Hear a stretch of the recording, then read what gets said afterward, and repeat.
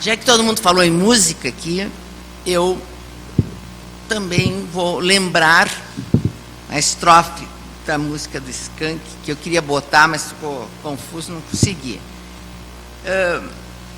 Que diz: é improvável, é impossível ser feliz sozinho sem ter alguém para amar.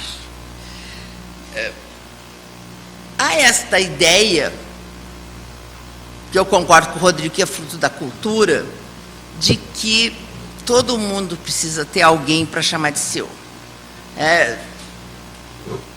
A tua realização enquanto pessoa, enquanto pessoa em desenvolvimento, com tudo que agrega para si, não é suficiente, de um modo geral, sabe, se não tiver encontrado alguém que chama uma cara metade, sabe, que dizem que o casamento é o dia mais importante da vida, que eu acho esse negócio ridículo dizer uma coisa dessa, que a gente tem 1000 datas significativas na vida. Mas, assim, esta ideia de estar junto, sabe, de precisar ter alguém para se completar, parece que as pessoas não são completas, as pessoas são pela metade. Mas, assim, ó, isso tem uma influência muito forte, que começa pelas religiões. Todas as religiões, de todos os credos, de todos os deuses, acreditando no que acredite, acaba assim, se apropriando deste desejo das pessoas de se aproximarem, de se amarem. Tem o conteúdo também procriativo, que sempre foi incentivado, motivado e cultuado dentro dessas religiões, sabe, que levam a esta busca de um outro para se ter o sonho da completude. E também em todas as religiões existe a ideia de que, bom, o casamento é eterno. Na tristeza, na pobreza e na doença. Pode. Isso é mais uma praga, sabe, do que votos. Eu detesto o tal dos votos nessa, sabe, nessa coisa. Não é assim. Não tem que ser assim. Não precisa ficar junto com tudo isso, sabe? Mas, até bem como colocou, assim, quando, eventualmente, esse sonho eterno para sempre, que eterno eu acho uma coisa muito grande, até ser eterno, nem quero para lá, se é que tem, se tiver, não quero, sabe? Porque deve ser muito chato, né? Tudo igual, enfim, a mesmice do igual, mas por isso que meus filhos até já sabem que eu gosto muito de utilizar para não fazer, e é desta ideia que vem da religião, sabe, que busca essa aproximação com uma finalidade de aumentar o número de seus fiéis. Se nós nos dermos conta que a Igreja Católica, que ainda é, não sei se ainda é, nós não está perdendo para as evangélicas, tá, mas é a igreja dominante no Brasil, a ponto de imputar pena a quem não teve culpa. Então, assim, ó, todo casal precisa, todos os pais, casal, porque dentro da igreja é isso, é um homem e uma mulher, que tiver um filho e não batizar o filho, ele ia para o limbo, né? Eu sempre briguei muito porque eu não gostava do limbo. Disse, o que é limbo e tal, não sei o quê. Sempre me lembro assim, sabão em pó, homo, sabe, aquela coisa limpa e tal, limpo. Aí não vê Deus, né? Mas veja assim, aí acabaram com o limbo, mas criaram uma outra coisa que me disseram que aonde estão essas criancinhas, elas também não veem Deus, né? Mas veja assim, a criança não teve culpa de absolutamente nada, ela nasceu, né? A responsabilidade do não batismo era dos pais. Agora, se os pais, antes de morrer, sabe, pedem perdão pelos pecados, são absolvidos, enfim, eles vão para o céu.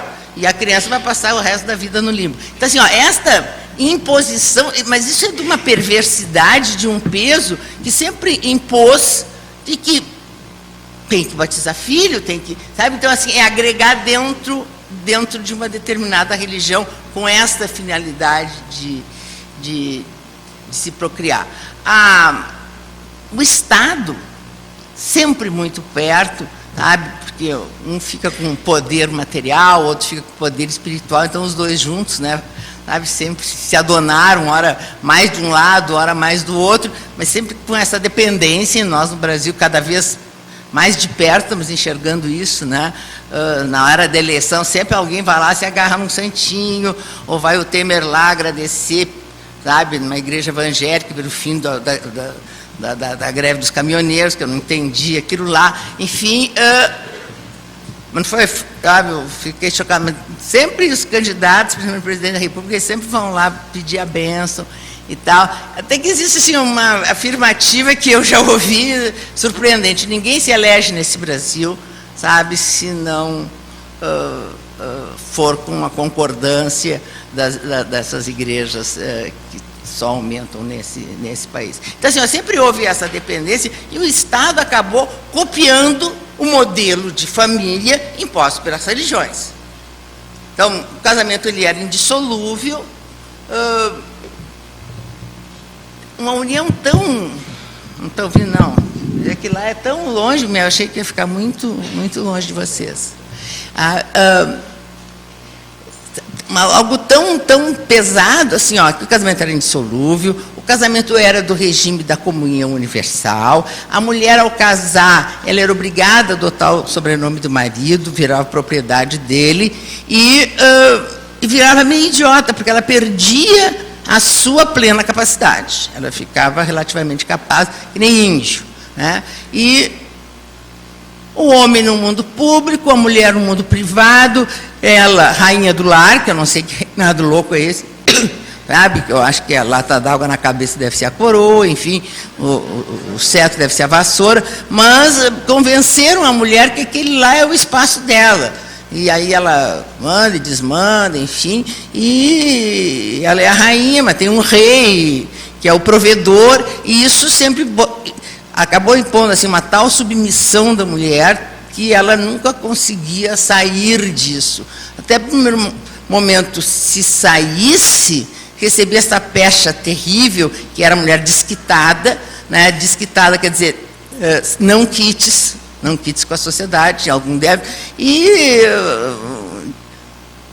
para usar uma palavra que eu até acho bonita, mas seria assim, uma mulher desquitada, uma mulher desfrutável. A palavra é bonita, ainda que o significado sempre tem essa conotação do exercício exacerbado da sexualidade, que por parte das mulheres isso sempre acaba desqualificando as mulheres, e quando isso acaba valorizando o homem, né? O homem, quanto mais exercita a sua sexualidade, mais viril ele é, e ser estimulado desde pequenininho, desde que nasce, os menininhos e tal, pegador, enfim, nunca ninguém educa uma menina dizendo que ela vai crescer e vai ser pegadora, né? Mas a linguagem é diferente, a postura é diferente. Então, assim, ó, houve essa osmose desta forma. E por que, assim, ó, trocar o nome não tinha nenhuma temor de que isso gerasse alguma insegurança jurídica? Essa lei dos registros públicos, ela é de 1973, ela é uma lei horrorosa, tem que trocar ela, sabe? Ela é difícil de adequar à realidade dos dias de hoje, porque ela está toda ruim, né? E nessa lei, a imutabilidade do nome é algo muito significativo. Mas e como é que as mulheres até eram obrigadas a trocar de nome? Porque elas ficavam idiotas. Então, elas não faziam nada para trabalhar, precisavam pedir autorização do marido. Então, isso não atrapalhava eventualmente as relações jurídicas. Só assim, ó, com o evoluir da sociedade, com essa multiplicidade que nós estamos vendo e que veio, que o Rodrigo já explanou super bem, veio depois da lei do divórcio, que acabou transformando o regime oficial da comunhão universal para da comunhão parcial, que trocou facultativa a mulher adotar o nome ou não, e também acabou lá, isso já foi em 62, de que ela, ao casar, ela virava imbecil, né? Mas veja assim, continuou com a possibilidade da mulher, mesmo capaz, com a possibilidade de trocar de nome. Até que agora, no Código Civil do ano de 2002, essa possibilidade foi estendida aos homens. Qualquer um pode trocar o seu sobrenome, sabe? E até um trocar, ficar com o sobrenome do outro, enfim. Ninguém acha que isso pode comprometer alguma coisa, ter algum reflexo nas relações jurídicas. Agora, no momento em que o Supremo, no julgamento histórico, está aqui a professora que levou seus alunos e deu a felicidade de estar lá no dia, eu estava lá com... eles admitiram que a população trans, né, que um nome genérico que abrange é transgênero, né, transgênero, e aqui no Brasil se usa travesti, transexual, mas existem outras identidades, troquem o seu prenome, troca a sua identidade sexual diretamente no registro civil, com autodeclaração, basta chegar lá e dizer, e ao dizer, não precisa atestado médico, não precisa nada e tal, e troca o nome, troca o sexo, masculino, feminino, enfim. E, gente, isso foi de um estardalhaço. Os oficiais do registro civil do Brasil inteiro não queriam trocar de jeito nenhum. Olha que existe como existe a Comissão de Direito Previdenciário, também existe a Comissão de Notários e Registradores do BDFAM, que junta, sabe, os integrantes do BDFAM, muitos e muitos registradores e notários, que se debate muito a âmbito nacional, sabe? Foi uma dificuldade incrível. Aí apareceu um projeto de regimento do CNJ, mas assim, pedindo tantas negativas, que eu disse, ninguém vai fazer, em primeiro lugar, porque é uma população que não tem dinheiro, enfim, não tem condições econômicas de fazer isso e tal. Eu disse, não, mas de novo, segurança jurídica. Eu disse, mas quando a pessoa casa e pode trocar de nome, pede alguma negativa? Não, então, sabe, dos transexuais pedem, como permeia, sabe, esse lado preconceituoso ainda da nossa sociedade, de todo mundo, né, com essa aceitar algumas coisas diferentes do modelo convencional, porque quando está dentro do modelo, todo mundo acha maravilhoso. Tudo que escapa um pouco fora deste modelo não é aceito. Tanto assim, a gente nasceu para casar, não tem outro jeito. Mulher, se não casa, fica pra titia. Ninguém quis, sobrou. Solteirona, olha que termo horrível. Agora, o homem, se não casa, é gay. Não, mas todo mundo diz que é. Não, mas não, tu tem que casar. Além de ser obrigada a casar, a sociedade também não nos dá liberdade de casar, sabe, com quem a gente quer. Não, em primeiro lugar tem que casar, a não ser agora recentemente, com pessoa do sexo diferente por causa do efeito procriativo. Mas a partir do momento que há a possibilidade de se fazer filho sem sexo, né, que estão os métodos de reprodução assistida, a identidade do par não interessa mais, todo mundo pode ter filho. Mesmo sem fazer parte, nenhum momento do processo procriativo para ter um filho.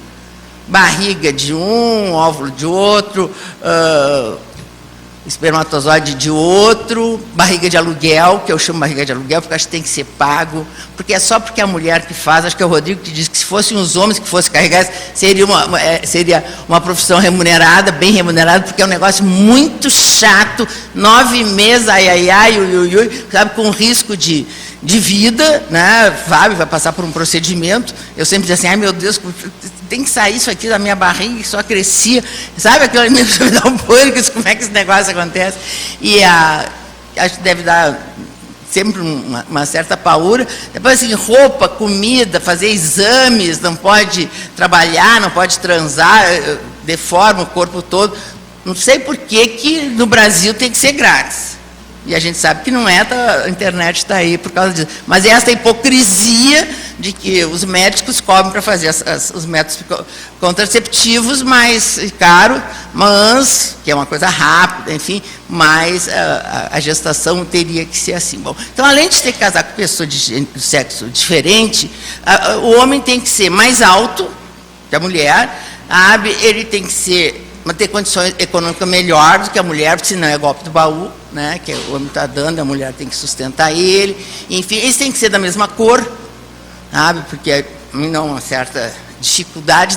Todos os sinais mais é para o lado do homem, o sinal menos fica para o lado da mulher.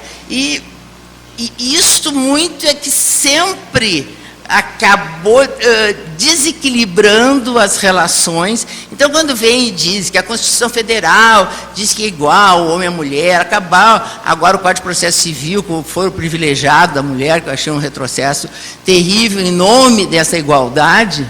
Gente, iguais somos nós que somos aqui, que conseguimos estar aqui, está quase na hora do almoço, ninguém está lá em casa, tem que fazer almoço, sabe? Mas essa não é a realidade do Brasil. Nós somos a minoria absoluta. As mulheres ainda estão nessa situação de subordinação. Basta olhar os números da violência doméstica. É o crime que mais comete no Brasil. E veja que uma denúncia de violência doméstica nunca é a denúncia de uma violência. Ele me bateu uma vez, eu estou aqui. Não. A frase é, eu estou cansado de bater. Então, quando falam nessa tal da igualdade, as mulheres ainda ganham 1/3 menos do que o homem, enfim, mas ainda existe esta resistência e, então, essa dificuldade da mulher, em primeiro lugar, em acabar casando, porque, né, se não casa é um negócio complicado, até se, às vezes até para ascender socialmente ou economicamente, né, porque ela ganha menos do que o homem, e parece assim que tem que ter filho, porque se não tiver filho, falhou, sabe? A família não cumpre o seu papel, fica aquele silêncio, olha, não pode ter filho e tal, sabe? Aquele silêncio mortal. A saída era a adoção, que até hoje, infelizmente, esse nosso projeto é isso, nós até elaboramos o Estatuto da Adoção, que está no Senado, mas está parado, sentado em cima, sabe? Principalmente as pessoas que trabalham, achando que, mas admitir que a mãe escolha quem dá o filho, em primeiro lugar, não vejo porque não posso escolher. Em segundo lugar, elas estão entregando os filhos, porque elas querem que os filhos sejam adotados, elas não querem que os filhos fiquem em abrigos anos, que é o que vem acontecendo. Então, entregam os filhos ou fazem a tal adoção brasileira, que vai lá e registra no nome como se fosse, sabe, dele, depois de 1 ano, 2 anos, 3 anos, vai com a adoção unilateral com relação ao outro, sabe, que eu até não acho isso muito irregular, confesso para vocês, mas eu sou meio maluca mesmo, porque assim, é inexigibilidade de outra conduta, sabe? Então assim, as pessoas agem dessa forma porque o Estado não permite que seja diferente. E agora, com essas formas de reprodução assistida, está sobrando mais crianças nos abrigos. E esta é algo que nós temos que enfrentar. E fazem campanhas para adoção tardia, e só é tardia que as crianças estão maiores, porque estão há muitos anos aguardando esse processo que não anda pela sacralização absolutamente exacerbada e equivocada. 14 vezes o ECA prioriza a família biológica, prioriza a tal da família extensa, que são os parentes com quem a criança mantém um vínculo de afetividade e um vínculo de convivência. Recém-nascido não tem família extensa, porque ele não conviveu com ninguém, né? E a justiça não tem estrutura para sair à caça desses parentes. Vão procurar parentes em outro estado que nem sabiam que a criança existia, enfim, que às vezes acabam ficando com pena, fica sob guarda, a guarda é um instituto precário, só tem direitos previdenciários, já que esse é o tema garantido pelo Estatuto da Criança e do Adolescente, e só, não tem direito mais nenhum com relação a isso. Sim, mas dessa estrutura convencional, e aqui já foi dito, desde a abertura pelo presidente da Ordem, de que passamos não para novas famílias. Tanto é assim, quando eu usei pela primeira vez no manual que eu estava escrevendo, que eu gosto do nome manual, porque manual, tudo que é feito com mão, eu acho que é feito com muito carinho, parece uma palavra que era meio velha e tal, agora virou moda manual, né? E eu disse, não, eu começo sempre com uma carta, conversando com as pessoas, ainda que parece um pouco comum isso, mas acho que tem um pouco de afeto com quem faz alguma coisa com as mãos, e eu escrevi direito das famílias. E o editor disse assim, olha, eu acho que houve algum erro em quem digitou para a senhora e tal, que aqui está escrito direito das famílias, e não é isso. Eu disse, não, é bem assim, é isso aí que eu quero. Né? Das famílias, sim, família não é mais, enfim, e tal. E eu com essa inquietude, assim, que aliás foi essa inquietude, até o Rodrigo não contou, mas é verdade, que nós inventamos loucamente repensar o direito de família. Foi lá em Maceió, né? Esses dias, quando eu falei em Maceió, eu até lembrei no Hotel Jatiuca, enfim. 9 meses depois, ele fez o primeiro congresso aqui, nasceu em 9 meses, nasceu o IBDFAN, naquela nossa conversa inicial. Então, ele foi concebido lá, nasceu aqui, ele é a mãe do IBDFAN, ele embala todos os dias, funciona no escritório dele, tem essa equipe maravilhosa que está todo mundo aqui. O IBDFAN graças a esse pessoal dinâmico, que tem a Maria José, que coordenou também esse evento, o Rôner, assim, eu olho para ele, tem uma vergonha miserável, que eu passo pedindo coisa para ele, ele atende qualquer dia, qualquer hora. Eu disse, menos Rôner, mas todo mundo, pessoal da comunicação, então ele passa todos os dias, e a mãe embalando esse filho. Eu chego no dia do evento, do congresso, sem culpa, né, que é bem uma postura de pai.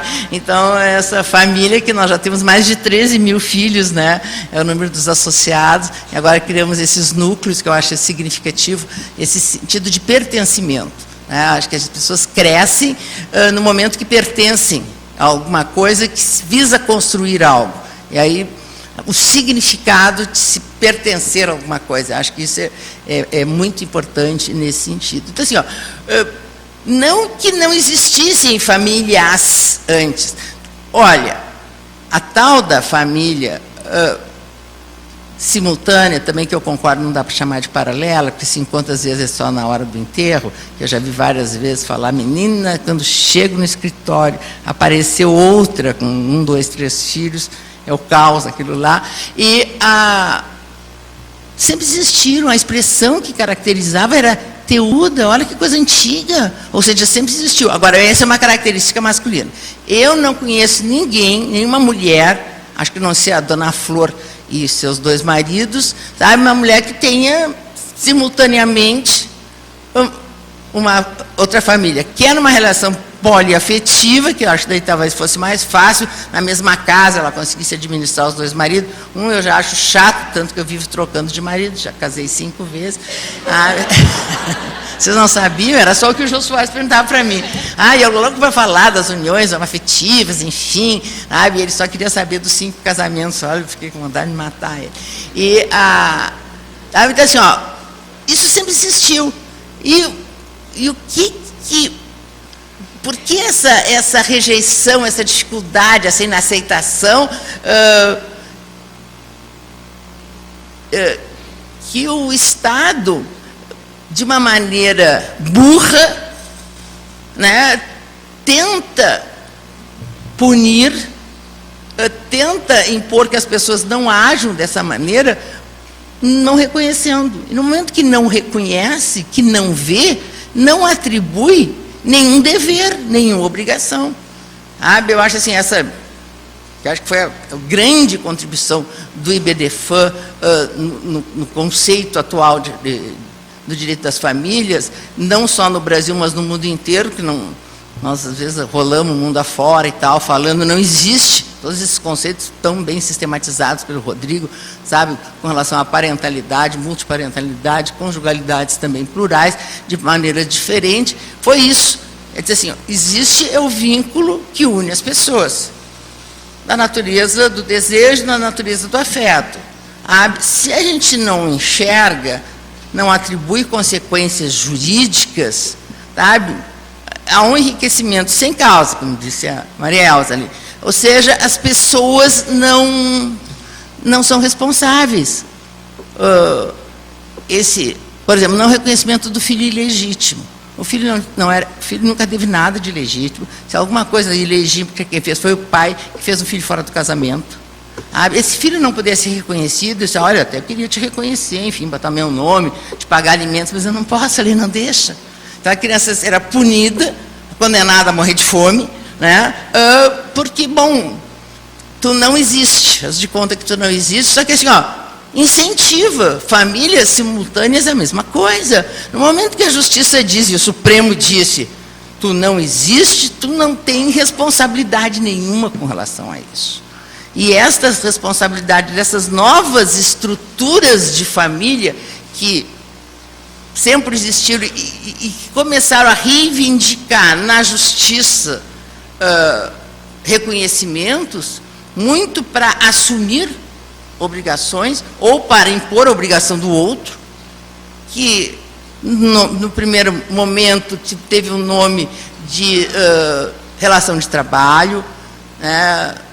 A mulher pedia indenização para os trabalhos domésticos prestados, acho que trabalho de cama e mesa, acho que era isso, não sei. Depois, relação, uma sociedade de fato, onde as pessoas se juntam por fins lucrativos, ou seja, usava a analogia não com o que era mais semelhante, que é o vínculo constituído, não, algo fora, lá no direito obrigacional, onde uma sociedade irregular, a sociedade de fato é uma sociedade irregular, sabe? Mas eu não posso achar que é parecido com o casamento, eu não consigo fazer analogia, e olha que é o que a lei determina, que aplique lá a lei de 1942, por isso que eu disse, não dá para falar em ativismo judicial, porque desde 42 diz que o juiz é obrigado a julgar, né? E se não tiver lei por analogia, os princípios gerais de direito, que são os princípios constitucionais, e os costumes, que o Rodrigo, assim, para mim, sabe, essas coisas loucas que ele cria, né, assim, é o mais significativo. Porque o que é? É as coisas como são dos dias de hoje. É isso que tem que ser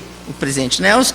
Sabe, qual é o sentido do costume? É a realidade da vida, que é essa que tem que ser apreendida e atribuída às consequências jurídicas. Sabe? Então, assim, ó, o buscar a justiça, e aqui o presidente da Caixa disse algo que eu repito sempre, o mérito desses avanços no âmbito do judiciário que está se tendo de uma maneira muito nítida, tanto o reconhecimento das uniões extramatrimoniais, que eram chamadas de concubinato, depois veio a Constituição. Quando a Constituição fez, já existia decisões judiciais reconhecidas, por isso que a Justiça reconheceu, sabe, o mérito desses avanços no âmbito judiciário se deve aos advogados que enchem o saco de juízo. Vão, bate a porta, entra, peticiona, inventa, e a gente fica, não dá, não dá. Não. E nós continuamos nesta luta de trazer a realidade da vida para se buscar essas consequências jurídicas. Essas consequências que se vai um passo à frente, dois atrás, avançamos e avançamos.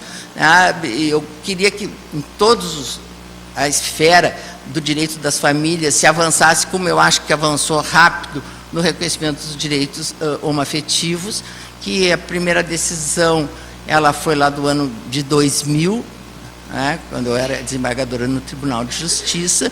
Então, de 2000 até 2015, com 2011, a decisão do Supremo Tribunal Federal, quando eu fui lá fazer a sustentação oral, como amicus curiae no IBDFAN, aí eu disse, já tem 1000 decisões reconhecendo. Então, assim, foi muito rápido.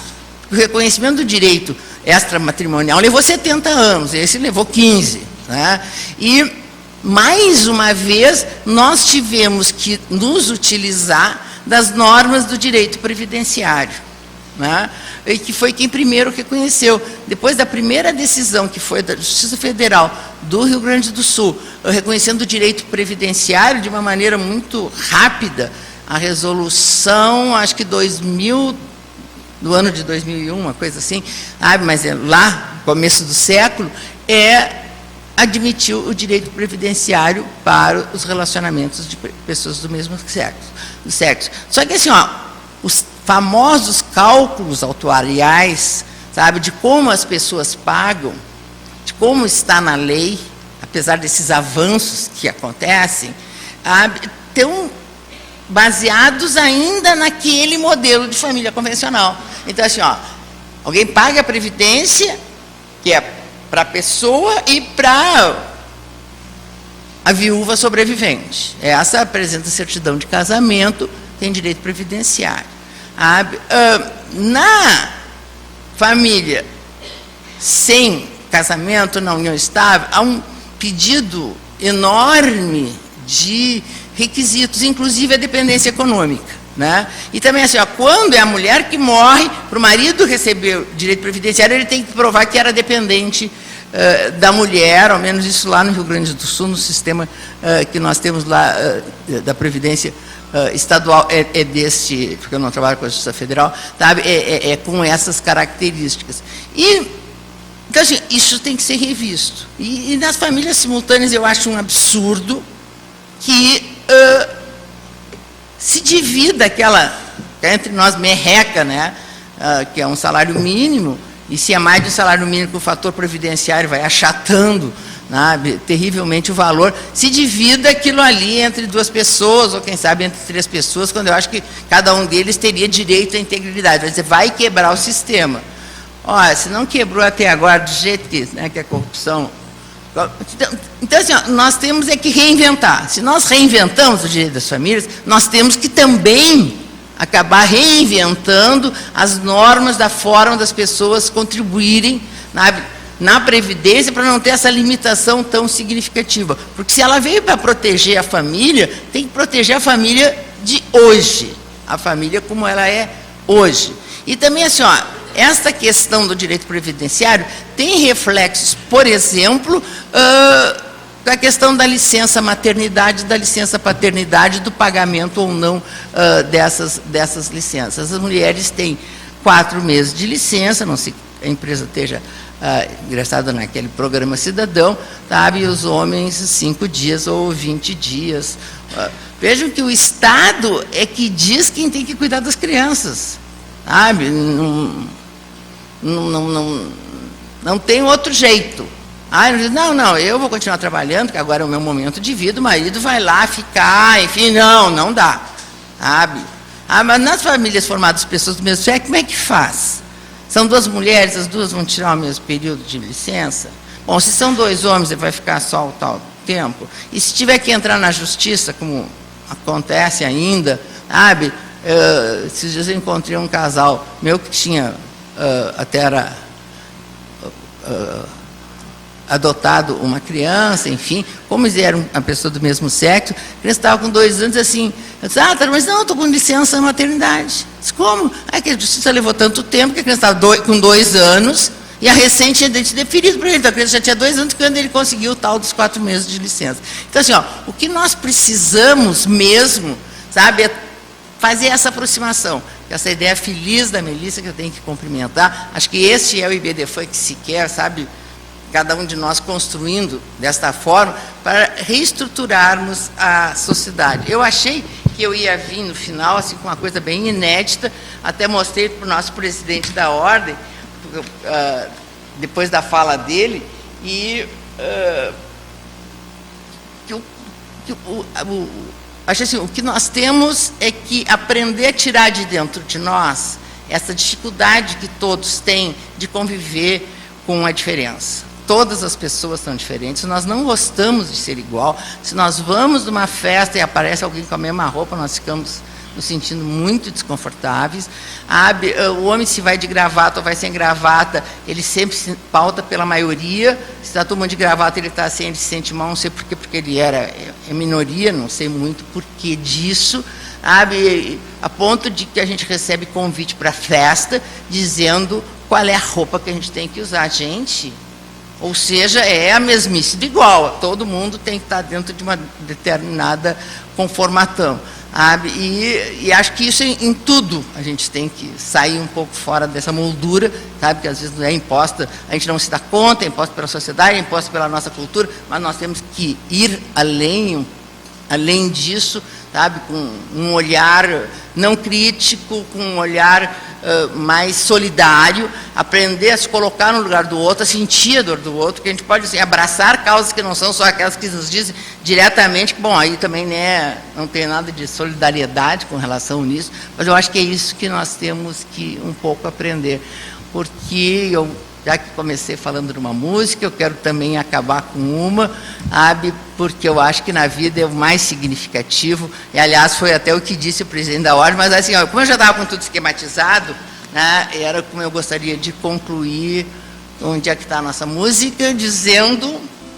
Vida, que amor, brincadeira, Vera, eles se amaram de qualquer maneira, Vera, qualquer maneira de amor vale a pena, qualquer maneira de amor vale a pena. Que pena, que coisa bonita, que diga qual a palavra que nunca foi dita, diga qualquer maneira de amor, vale aquela.